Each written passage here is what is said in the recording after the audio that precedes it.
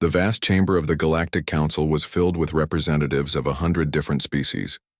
The air buzzed with tension. At the center of the hall stood a tall man with gray at his temples, Ambassador Marcus Hale of Earth.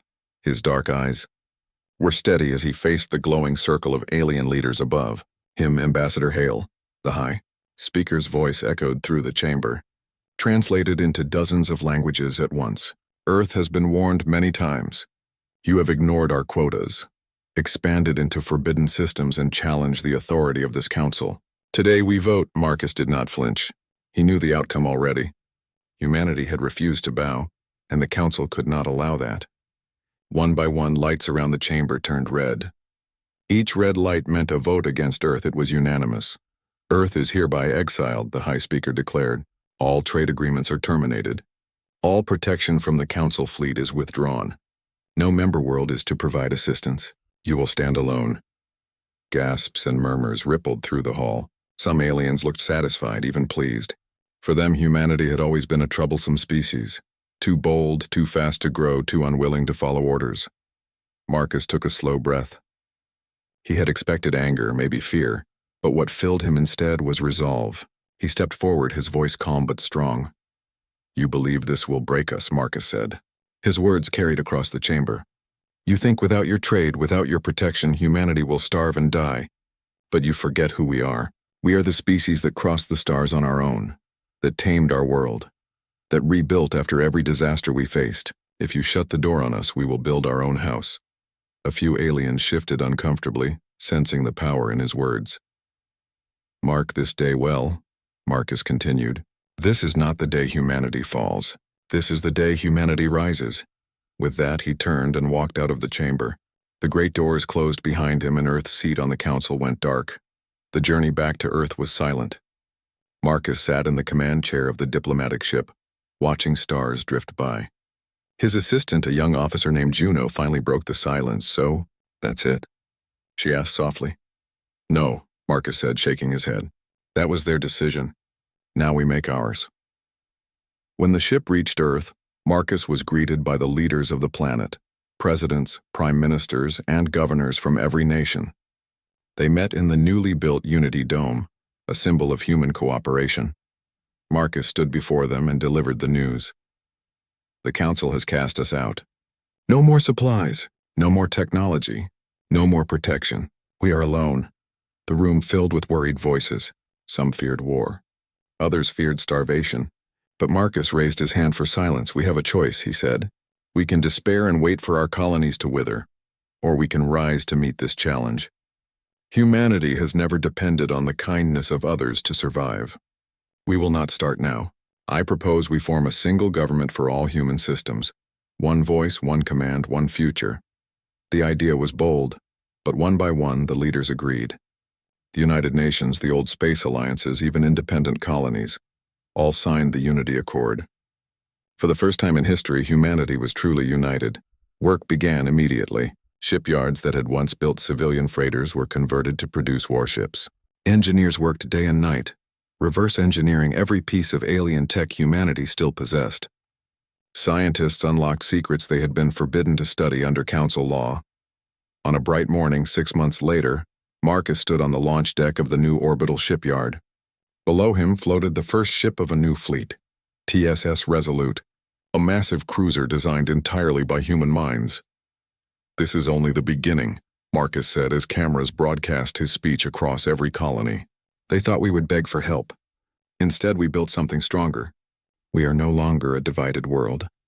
We are the Terran Unity Directorate, and we will make our own destiny among the stars. Cheers erupted across Earth and its colonies. For the first time since exile, hope filled the hearts of humanity. But not everyone was celebrating. Far away in the dark corners of space, alien raiders whispered to each other. Without the council fleet to protect them, human colonies were now easy prey. One pirate captain grinned as he looked at a map of human space. No more council laws, no more patrols. Humans are rich and they are alone. Time to take what we want. A new threat on. A quiet night above Sirius Prime, alarms blared through the colony. Dozens of unknown ships had appeared in orbit, their transponders dark. Pirate fleet, the station commander reported grimly. They're moving in fast. The colonists panicked, but the new Terran defense fleet was ready. Captain Arya Voss, commander of the cruiser TSS Resolute, received the alert while patrolling nearby space. "Set course for Sirius," she ordered, her voice calm but firm. "All ships battle formation. We stop them here." Arya was known for her steady leadership and sharp mind. A former cargo pilot, she had risen quickly through the new Terran Navy ranks, proving that courage and quick thinking could win against superior enemies. As the fleet arrived, the battle began. The Battle of Sirius. The pirates expected an easy raid. They had heard rumors that humans were weak and desperate. Instead, they found themselves facing 3 Terran warships and a swarm of armed civilian freighters converted into gunships. "Open fire," Arya ordered.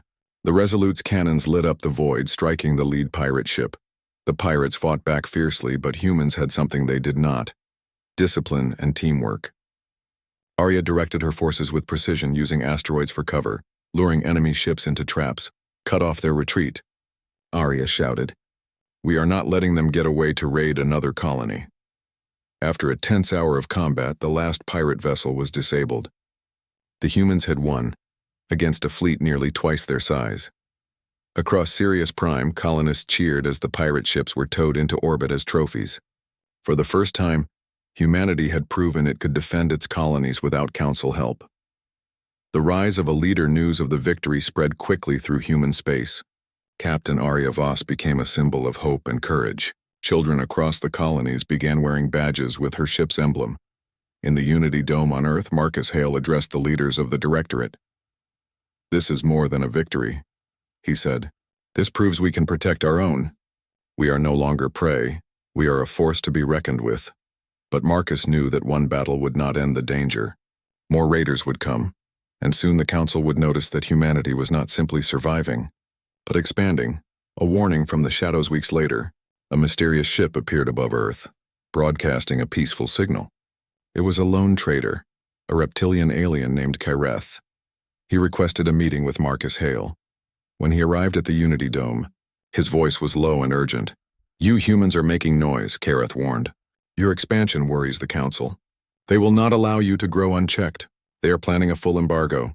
No food, no fuel, no medical supplies from any member species. They mean to strangle you before you become too strong." Marcus listened carefully. "Why tell me this?" he asked. Kyreth's eyes gleamed. "Because I admire strength, and because I believe the galaxy needs someone to challenge the Council.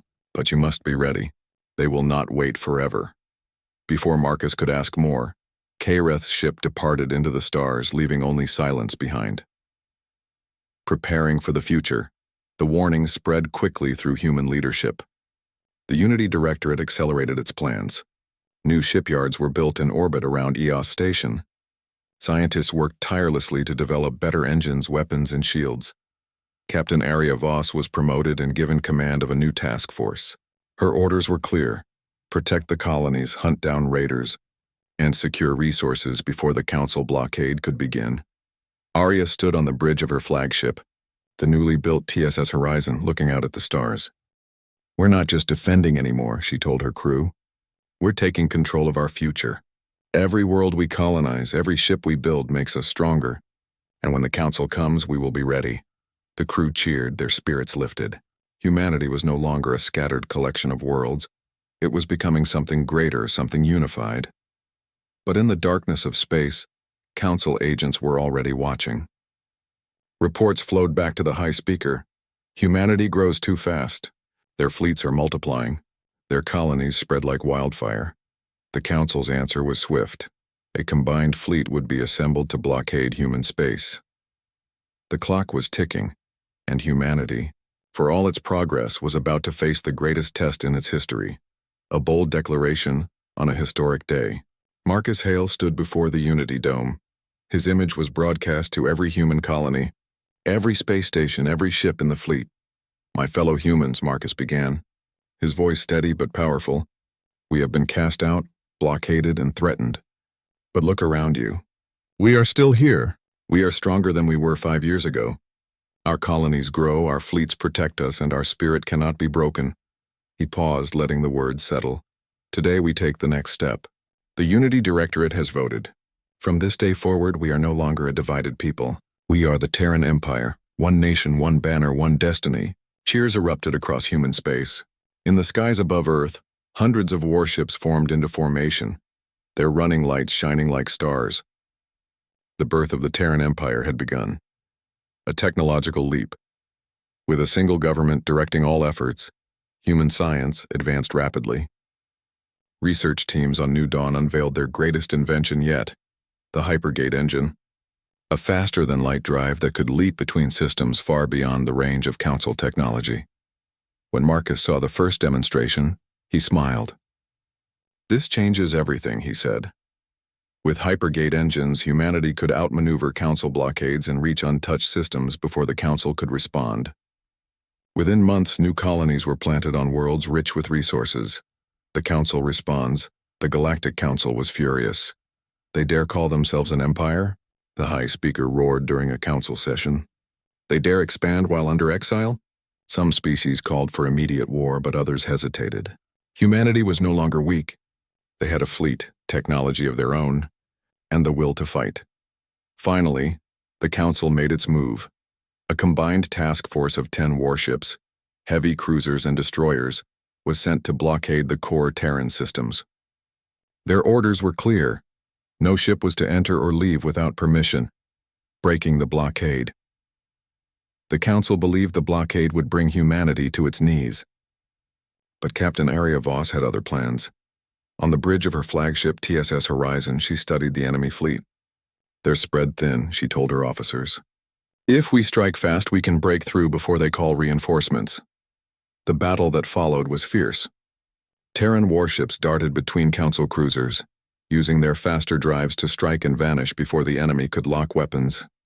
Civilian freighters equipped with decoys and flares created chaos, confusing enemy sensors. Aria's plan worked. One by one, the Council ships were disabled or captured. By the end of the day, the blockade was shattered, and 3 Council cruisers were in Terran hands, their crews taken prisoner. A turning point when news of the victory reached Earth. Marcus Hale made another speech. "Today we have proven that no one can hold us back. We have captured their ships, their technology, and their pride. And we will use it, not for revenge, but to build something greater." Human engineers quickly studied the captured cruisers. Within weeks, Terran shipyards began producing upgraded warships with improved shields and weapons. The balance of power was shifting. A new mission captain, Aria Voss, was given a new order, no longer just to defend human space, but to carry the fight beyond. "You will take your fleet into Council territory," Marcus told her. "Strike their supply lines. Show them that we will not hide behind our borders." Aria nodded. "Then we make this war on our terms," she said. Her fleet departed into deep space, leaving human worlds behind. It was the first true offensive operation of the Terran Empire, and the first step toward a war that would decide the fate of the galaxy. The Empire stands. Tall across human space, hope and pride spread like fire. Colonists volunteered for service. Shipyards worked without rest. The message was clear. Humanity would no longer wait to be attacked. They would lead, they would expand, and they would shape the future of the galaxy. And far away in the Council chamber, the High Speaker sat in silence. The humans had defied them again, and this time it was not just rebellion, it was revolution. The first strike against the Council was just the beginning. Over the next year, Captain Aria Voss led daring raids into enemy territory. Her fleet struck supply depots, destroyed fuel stations, and freed captured freighters carrying food meant for the blockade. Every victory inspired more worlds to join the Terran Empire. Aliens who had once feared humanity now sent secret messages asking for help. They were tired of the Council's strict rules and endless taxes, but the Council would not allow this rebellion to continue. The Council declares war in the Grand Chamber of the Galactic Council. The High Speaker stood before the Assembly. "Humanity has attacked Council fleets, captured our warships, and spread disorder among the stars," he declared. "We can no longer treat them as an exile. They are now an enemy." The vote was swift. A state of war was declared. Dozens of species pledged ships and soldiers to crush the Terran Empire. A massive armada, the largest in centuries, was assembled and sent toward human space. The first great battle, When the enemy fleet arrived near the colony of Eos Station, Arya Voss was ready. Her fleet hid among the asteroids. Waiting until the enemy was close enough. "Hold until my mark," she said calmly. Her officers watched their screens, tense but focused. When the Council fleet entered the asteroid field, Arya gave the command. "All ships, attack!" From the shadows, Terran warships burst forward, firing as they came. Mines hidden on the asteroids detonated, breaking the enemy formation. The battle was brutal. Council ships outnumbered the Terran fleet nearly 3-1. But humans fought with precision and cunning. "Cut their communications," Arya ordered. Terran jammers filled space with interference, leaving the Council commanders blind and confused. After hours of fighting, the Council fleet retreated, leaving wreckage burning across the void. It was humanity's first major victory in open war. The price of war, but the cost was high. Hundreds of Terran sailors had died. Several colonies had been damaged during the fighting. At the Unity Dome, Marcus Hale spoke to the people. "We are at war for our survival," he said solemnly. "This will not be easy. There will be loss. But every life given is a step toward a future where no species can dictate our fate." Instead of breaking morale, his words united the people. Volunteers filled the training camps. Engineers doubled ship production. Humanity was preparing for a long struggle. Arya becomes a legend captain. Arya Voss became the face of the war effort. Her bold strategies and calm leadership inspired everyone.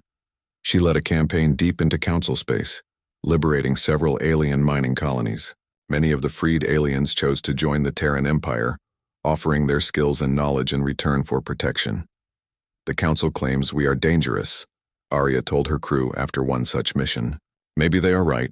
We are dangerous to tyrants and those who would keep others in chains. That is something to be proud of." Her name became known even on Council worlds, where some whispered that she was the Starblade of Terra. A dark moment, the Council, angered by its defeats, decided to send a message. They deployed a terrible weapon, a planet-buster missile, against the small colony of New Dawn. The explosion destroyed the entire settlement, leaving nothing but ashes. When the news reached Earth, grief turned to fury. "They wanted to scare us," Marcus Hale said to the assembly. "They wanted to make us kneel. Instead, they have made us stronger. We will finish this war, and we will make sure no one ever dares to do this again." The final campaign begins. With anger and determination driving them, humanity prepared its greatest fleet yet. Hundreds of ships gathered at Eos Station, warships, carriers, even converted freighters armed with weapons. Captain Arya Voss stood on the bridge of the horizon and looked at the massive armada around her. "This is it," she said quietly, "the last step. We take the war to the Council's capital world. This is where the galaxy will decide who leads its future." The order was given. The Terran Empire fleet jumped into hyperspace, heading straight for the heart of Council power.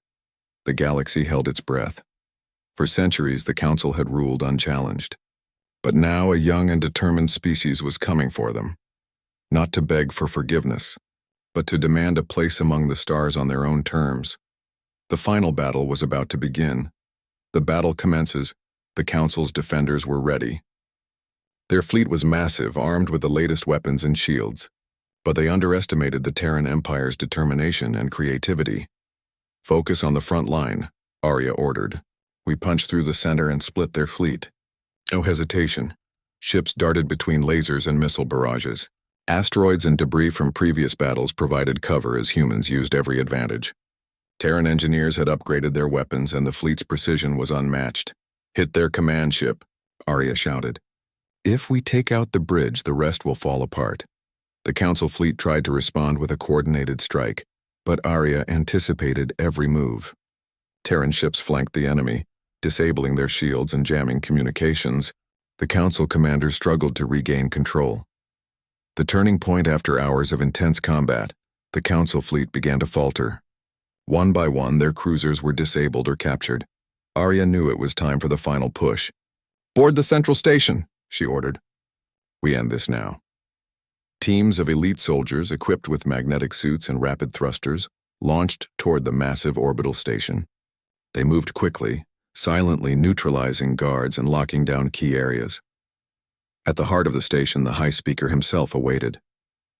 He had hoped to negotiate, to intimidate, but he underestimated human courage. Confrontation with the high speaker Marcus Hale's voice echoed through the station's communication system. "This does not need to be a battle," he said. "Surrender, and you can rebuild a new council with us as partners, not rulers over humanity." The high speaker hesitated, realizing his fleet had failed and his capital was under human control. There was no escape. Captain Arya Voss entered the chamber, standing tall and calm. "Your reign ends today," she said. "The galaxy is free and humanity will protect it, not with tyranny but with fairness."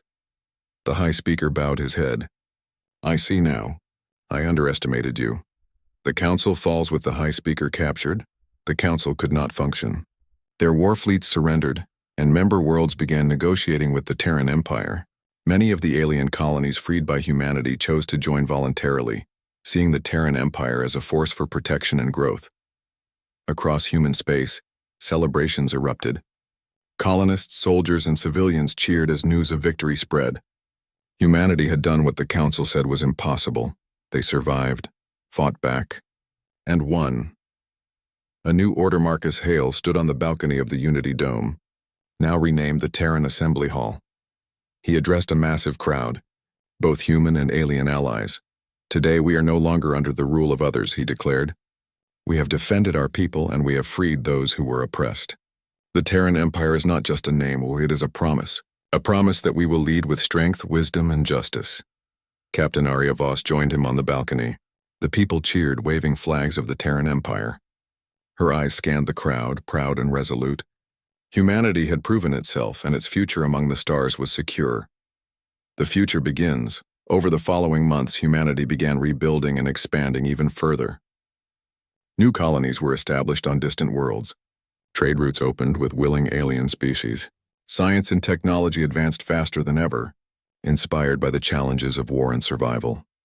Captain Arya Voss was promoted to Supreme Commander of the Terran Fleet, tasked with training new officers and ensuring the security of human space. Marcus Hale continued to guide the Terran Assembly, working to maintain peace and fairness across the Empire. Though the Council no longer ruled humanity, its lessons were remembered. Humanity would not oppress, but they would defend. They would lead, but not dominate. And the galaxy, once controlled by fear, now had a new power, one born of courage, unity, and the refusal to bow. A final reflection. At night, Marcus Hale stood alone on the balcony, gazing at the stars. He remembered the day Earth was exiled, the warnings of the Council, the losses and the battles. Humanity was never weak, he whispered to himself. We were only waiting for the right moment to rise. The stars seemed to shine brighter, as if welcoming the new empire. Humanity had been tested and had passed. The Terran Empire was born, and the galaxy would never forget it.